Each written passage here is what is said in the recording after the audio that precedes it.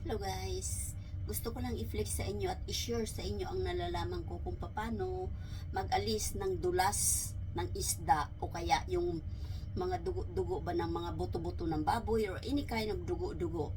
So ito i-share ko sa inyo kung paano maalis yung mga langsa at saka dulas. 'Di ba? Ano naman talaga matik na yan sa talagang isda na talagang madulas siya, 'di ba? So ganito, ito ang ano, at saka malangsa talaga, 'di ba? So ito ang gagawin nyo. Ito lang, cornstarch lang guys, ang ano niyan, sikreto. So ganito ang gagawin nyo.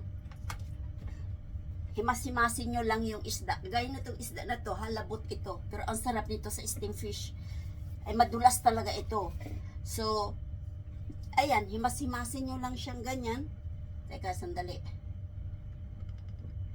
Himas-himasin yun nyo lang siya ng cornstarch na ganyan o kaya isin nyo siya ng kutsilyo. Maaalis talaga yung langsa at saka dulas talaga. Promise guys.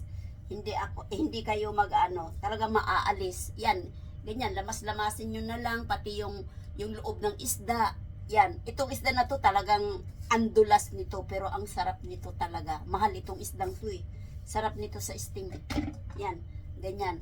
So, lamas-lamasin nyo lang, ganyan, hanggang sa maalis yung langsa o kaya kung ayaw ko kasi ipakita yung kutsilyo dahil bawal yun, di ba? Pero kalimitan talaga, isin nyo ng kutsilyo para maalis yung dulas talaga.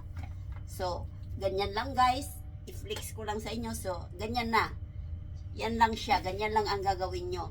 Pati sa sa mga buto-buto, di ba, talaga yan, may mga siya, may mga dugo-dugo siya, yun. Kaya, ibabad nyo siya doon, maaalis talaga guys.